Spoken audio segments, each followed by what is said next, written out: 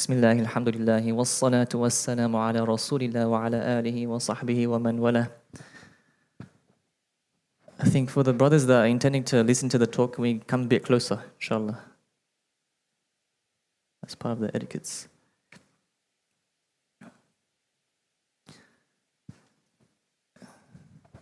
Just a disclaimer before we begin. Today's topic is the people of Lut, alayhi salam. And some of the contents might be a bit distasteful to some viewers. So if you have children under the age of, let's say, 12, it's at your discretion if you want them to listen in. Okay? It won't be inappropriate, but it will be about the people of Lut, alayhi salam.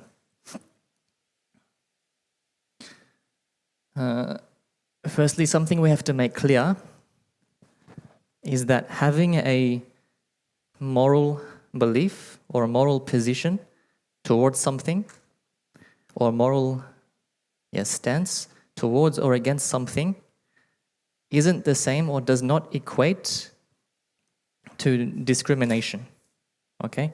Or hatred or all these things. Because in the current social climate, it's come to the point where if you disagree, that makes you, you're a bigot, you're discriminating. But just the concept, just disagreeing with something doesn't mean that. And that's the case with any sin, anything. So, for example, people drink alcohol. Alcohol is haram. But that doesn't make us alcohol phobic, right? Alcohol, it doesn't make you hate people that drink alcohol. Or it doesn't make you discriminate against them just because of that, okay? And that's a distinction. We don't agree with this concept that because you disagree, therefore you're bigoted, okay? How do we treat people in general? There's a principle in the Quran. لا ينهاكم الله عن الذين لم يقاتلوكم في الدين ولم يخرجوكم من دياركم أن تبروهم وتقسطوا إليهم. Allah does not forbid you to be kind and just, to be kind, to be good, to be fair towards those with condition, towards those who do not fight you for your religion and do not expel you from your homes, who do not occupy your lands and build settlements, yeah? So it's one thing to have a different moral belief, but it's another thing to enforce it or impose something upon us. That's the red line. We don't accept it.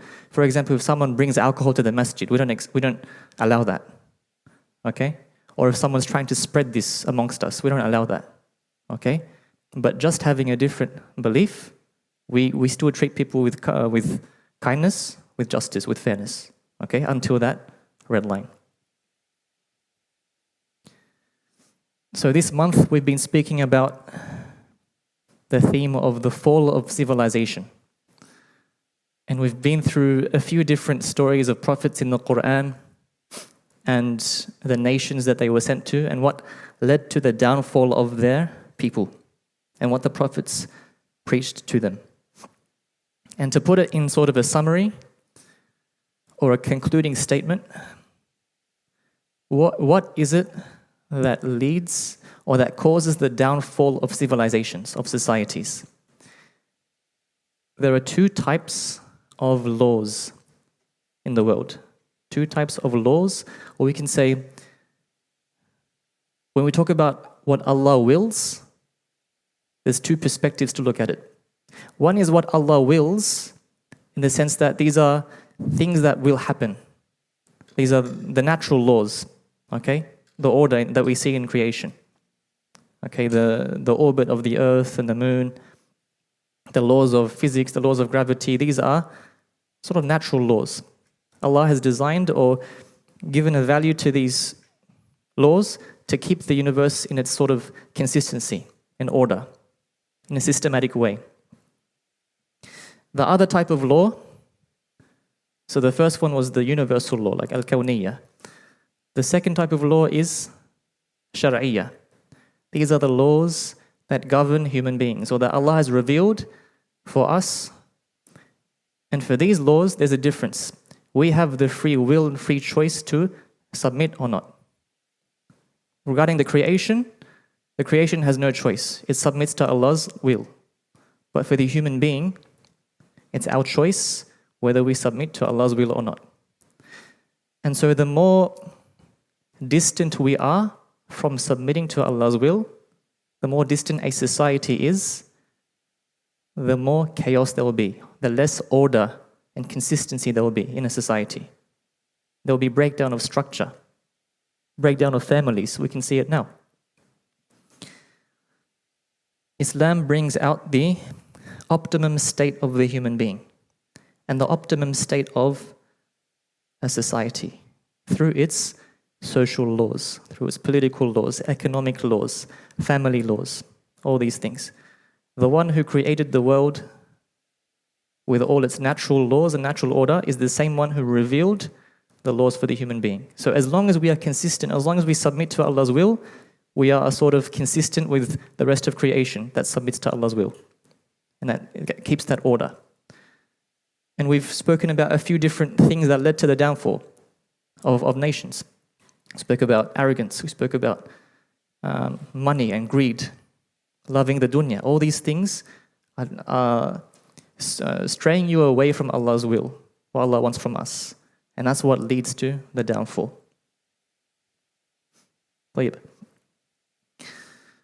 So today we are discussing the story of the people of Lut alayhi salam.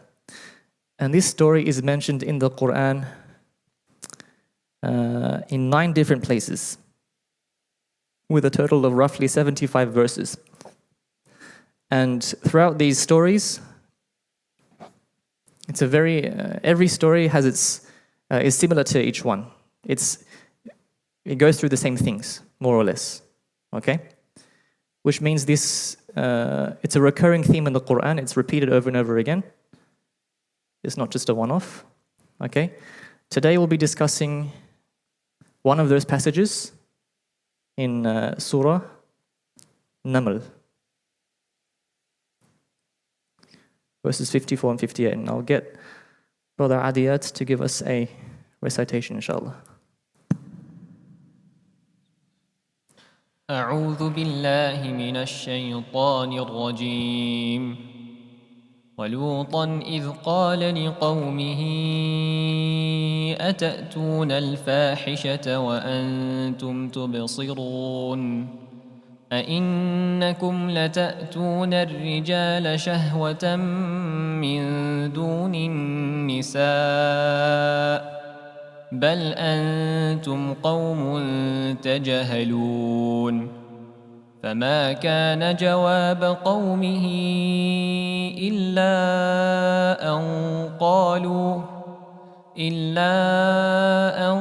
قالوا أخرجوا آل لوط من قريتكم إنهم أناس يتطهرون فأنجيناه وأهله إلا امرأته قدرناها من الغابرين وأمطرنا عليهم مطرا فساء مطر المنذرين.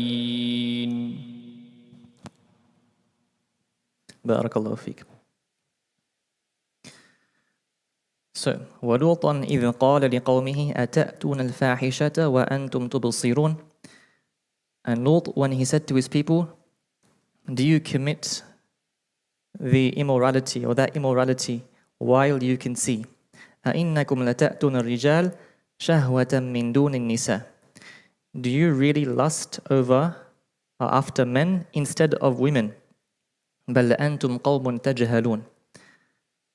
In fact, you are a people acting ignorantly. Just a couple of things from these verses. The word تأتون الفاحشة لا تأتون الرجال. In the Quran, this is a directive or a euphemism or sort of a indirect way of talking about intimate relations in some passages. Okay? And this shows sort of the mannerism or the adab when speaking about these issues. Allah does not explicitly mention the act. He uses different words, okay? Something that's sort of gaining traction in the world right now is this fringe group that's saying that the people of Lut, the sin of the people of Lut is not about homosexuality. It's about rape. It's about forced relations. And this ayah sort of debunks that. Because for people that claim that the sin of Lut or the sin of the people of Lut is rape, what you were saying in this context is, do you rape men with lust instead of women? Okay? So if we think carefully, it doesn't make sense if you take that stance. بَلْ أَنْتُمْ قَوْمٌ تَجْهَلُونَ. You are a people acting ignorantly, or ignorant people. And ignorance, what is jahl? It's the opposite of knowledge, opposite of having knowledge. But also it can mean to act irrationally or to act impulsively without thinking of the consequences. To really want something without thinking of the consequences. And what's happening today sort of is, it's human nature to jump on a identity or a bandwagon. Everyone's doing it, therefore I want to be part of them. But I'm feeling like they belong, right? But they're not thinking it through. It's just, I feel like I want to be part of something. In Islam, we acknowledge and appreciate knowledge and wisdom before accepting or rejecting something. So we have to seek knowledge, okay? فما كان جواب قومه إلا أن قالوا أخرجوا آل لوط من قريتكم إنهم أناس يتطهرون. But his people's only response was to say, expel Lot's followers from your land. They are a people who keep clean and pure. And this is interesting because these people of Lot, they're not trying to justify their sin. They're acknowledging that Lot is pure, that he's calling towards purity. And we can understand that, this concept, it's a normative belief to understand that a man should be with a woman in marriage. It's like a normative belief. But when it gets pushed in society, that's when people start to get confused. So we have this fitrah, we have this innate understanding within us that there's a repulsion against these kinds of acts. And this is another important principle. We spoke about principles that Allah ordains upon us to keep order within society. The concept of purity. The concept of keeping ourselves pure. Impurity is a way to destroy nations. And there's a famous saying by Salahuddin Ayyubi, if you want to destroy any nation without war, make adultery or nudity common in the young generation.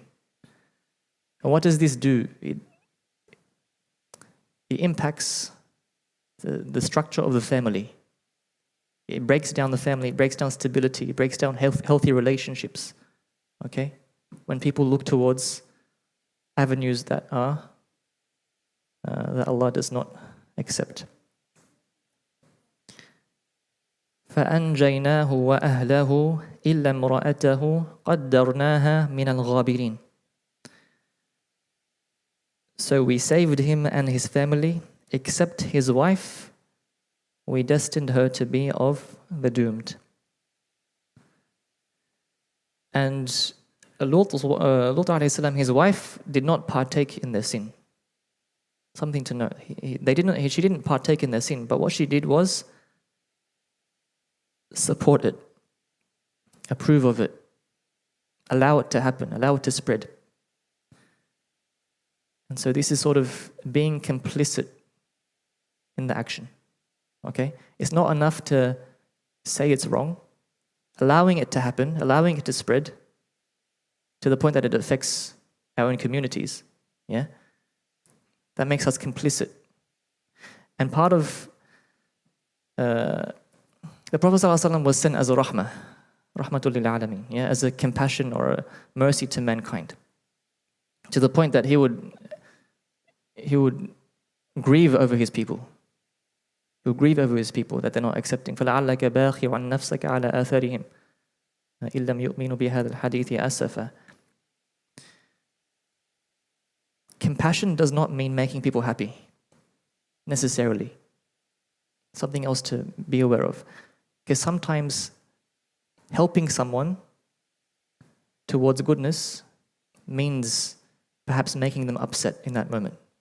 So true compassion is when you care about people and you want to protect people from harm. If you see, for example, someone who's about to jump off a cliff because he thinks that it's okay, he thinks that he can fly, he thinks he'll be safe. But we just stand there and we don't do anything about it. We're allowing it to happen, right? Whereas if you grab him and you protect him, at that moment he'll be angry. Why are you stopping me? At that moment. But that person in that moment doesn't know the facts of the matter. You're protecting him from harm. And subhanAllah, there's research studies about the impacts of homosexuality in society as a public health issue, right? There's a quote here: from the standpoints of individual health, public health, and social order, participating in homosexual activity could be viewed as dangerous to society and incompatible with full health. Cameron and Proctor, 1989. So these things were known. These things have been documented. Okay, the impacts of, let's say, impurity. وَأَمْطَرْنَا عَلَيْهِمْ مَطَرًا فَسَاءَ مَطَرُ الْمُنذَرِينَ. And we poured upon them a rain. How evil was the rain of those who had been warned. And so this finality came after multiple attempts and multiple years of the Prophet's da'wah. Min sijil, from brimstones. And so this is one of many passages in the Quran. It sort of gives us an idea of the people of Lut, what their emblematic sin was. Okay? And now I want to ask, based on this, what does Islam say about homosexuality? Is it haram? Is it halal? How do we answer this question? 100% haram? So if a brother comes, Muslim, in the masjid, and he says, I've got desires, homosexual desires, what are you going to say? You're haram? They have to control it?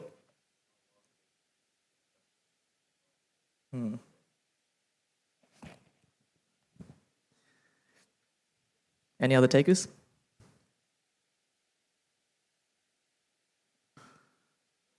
Everyone's in agreement.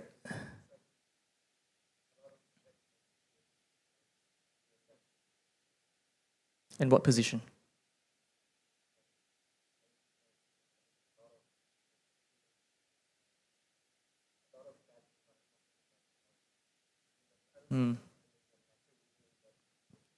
It's a good question. Is it a natural thing or is it unnatural? Right? So when we answer this question, what does Islam say about homosexuality? There's a couple of things that we have to be clear about. First is how we address the question. Because, again, with the social climate, there are certain assumptions that people just agree on without actually assessing it. There are certain beliefs that everyone just assumes is true, and that's how they look at this issue, okay? So the first thing we have to do is sort of put on the right glasses, put on the right lens, break the assumptions, break down what the assumptions are, and find what is true. That's number one. Number two is when we speak about the word homosexuality, okay? Is homosexual desires the same as acting in that way, or homosexual behaviors? It's not. So we have to be clear about what's the question actually asking. Are we talking about desires? Are we talking about behaviors? Are we talking about labeling people, identity? Okay? And so there's a clear distinction between these three things.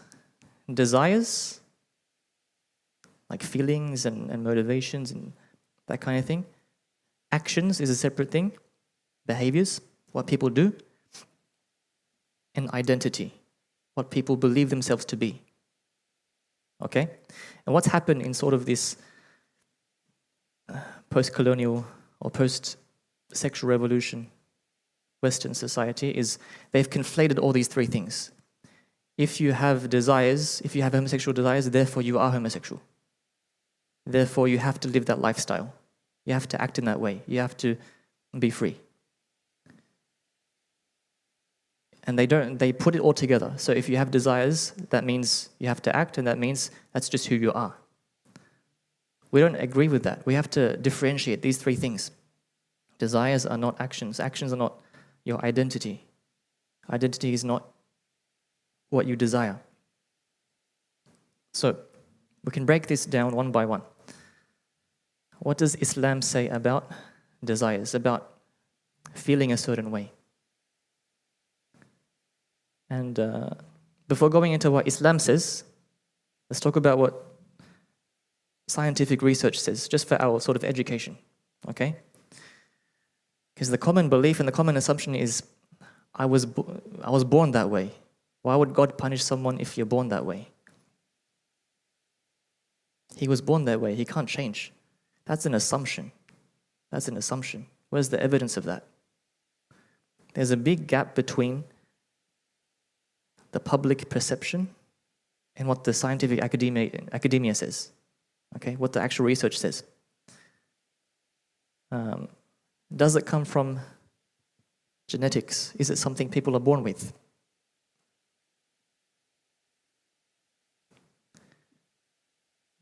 In scientific research, they use something called twin studies. They find people that have, like two brothers that have identical twins, same genes, fraternal twins with different genes, and they compare and they do research based on these twin studies. Okay? And there's been plenty of research in the past few decades about this, but I want to read out just one. Twin and family studies have shown that same-sex sexual behavior is partly genetically influenced, but previous searches for specific genes involved have been underpowered. We performed a genome-wide association study on 477,522 individuals. So this is one of the largest scale studies in the 21st century, revealing 5 loci significantly associated with same-sex sexual behavior. In aggregate, all tested genetic variants accounted for 8 to 25% of variation in same-sex sexual behavior. So what it's saying, what this study is saying specifically is only between 8 to 25% of a person's desires or homosexual desires can be attributed to genetics. Okay? What it's saying is more than 75% of the reason that someone feels this way are reasons beyond genetics. Social reasons, upbringing, traumas. Okay? And there's, again, psychological theories about why this happens. But it's saying no less than 75% of the reason of the variance in this issue is not genetic. Okay? It's a very famous book, My Genes Made Me Do It. It's a good read. And psychologists have come up with sort of theories about why this happens as well.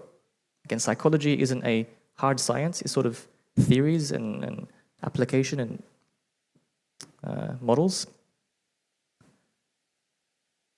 One of the reasons they came up with was a young child at the age of 1.5 or 3 years old, he's going through a de-attachment phase. So young children, they're born with a love and connection with their mother. But after about 3 years old, they start to realize that they're a boy and they're not a girl. They're not the same as their mother. And so they de-identify with the mother and they identify with the father, that I'm like my father. And what happens when this process doesn't happen properly? What happens when, let's say, the father was abusive and the father was not part of the family? The boy does not have the ability to transition and to understand that, or to fulfill his masculine identity, okay? And so males become the other. They feel like males are the other thing, okay? And what happens? Opposites attract, or they identify with the woman and they feel like the male is sort of, that's what I need to get, or like what I need to chase after. Right? And this is a theory. It's not necessarily the case for every single person, but there are cases that for some people this clicks. But the conclusion is that homosexual desires or feeling a certain way is a complex dynamic of genes and social environment, but mainly social environment. Okay? What's the Islamic perspective on this? We are only responsible for what we have control over. You are only responsible for what you have control over. So Allah does not punish you for what you don't have control over. If you have control over, and again, based on the research,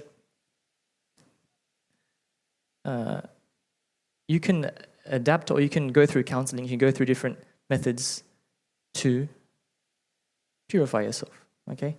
And spiritually, if we think about it as well, قَدْ أَفْلَحَ مَنْ زَكَّاهَا. If someone's having these issues, they have the control, they have the ability to what? To work on themselves. And the Prophet ﷺ said, لَا يُؤْمِنُ أَحَدُكُمْ حَتَّى يَكُونَ هَوَاهُ تَبَعًا لِمَا جِئْتُ بِهِ. You will not reach complete iman until your desires are subservient to what I have brought. So everyone has desires, everyone has certain hawa in different ways. But the sort of what we need to do is to work on them. What we need to do is to tazkiyatun nafs. Okay? But again, you're not held accountable for what you have no control over. That's the important principle here. So if someone says, I was born that way, then you say, what's your evidence? The second thing is the actions. Another assumption is what's wrong with it? What's wrong with it if it doesn't harm other people? Okay? What's the issue?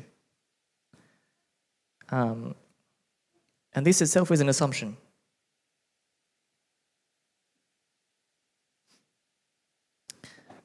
We don't believe that things are right and wrong because it harms or doesn't harm others. That's just a principle. That's just something John Locke came up with a couple of centuries ago. This is a philosophy. Okay, we have divine command theory. We believe that Allah decides what's right and wrong. We believe that Allah is Al-Alim, Allah is Al-Hakim. He has complete knowledge. He has full wisdom of what works in a society and what doesn't. And human beings can have any other tendencies or desires. Just the presence of a tendency, just the presence of something, just the presence of desires, even if it was hardwired, even if it was completely genetic, is different to judging whether an action is right or wrong. Some people have different tendencies. Some people have, there's a list of these, like tendencies towards aggression, towards getting angry. But that doesn't give them a moral license to be violent to every person. We judge that action in a different way, a different criteria. Some people steal, like have this tendency to steal. It's called kleptomania. They want to, they have that urge, they have that desire, but it doesn't mean that acting that way is right or wrong, or acting that way is right. Whether this is a genetic issue or a social issue, people can have very deep-seated desires as well. And there's an analogy of domestic violence.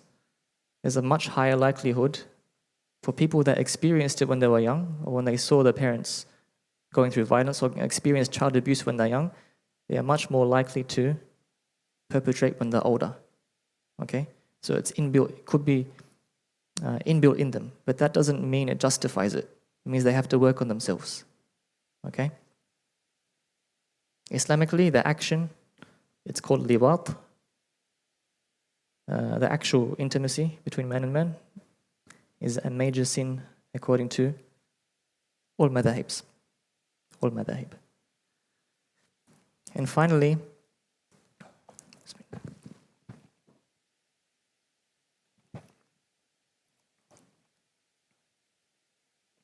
another assumption is that desires forms one's identity. Someone's sexuality or desires, that makes up who they are. So if you desire a certain thing, that means that's what you are. In Islam, or in history even, throughout history, the word homosexual and heterosexual wasn't a thing. This came up recently. Just the concept of being a homosexual, identity,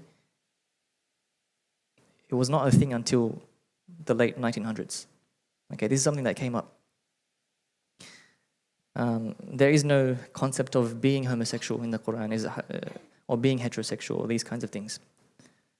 And this is important. We don't accept this identity politics, or this labeling something. Because if someone actually has these desires in the Muslim community, and you say, okay, he's a homosexual Muslim, or he's labeling himself as a gay Muslim, what we're doing is you're asking him to choose between, his akhirah and his desires. We don't accept that identity. We say people have these feelings, people can have these desires, but it doesn't determine who they actually are. So what is someone's identity? Just to finish off. Identity is based on what you value, what you worship, what you believe in, what you live for. Okay? That's why our identity as a Muslim is Islam. La ilaha illallah Muhammadur Rasulullah. La ilaha illallah. There is no deity, there is no object or thing worthy of my utmost worship and love and dedication except Allah.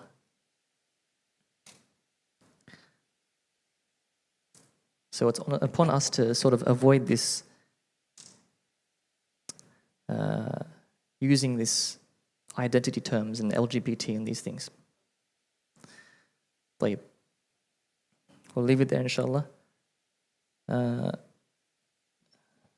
Just a caveat, most of the information from this lecture today was drawn from a online course, got to give credit where credit's due, by Dr. Karl Sharif Al-Tabgui.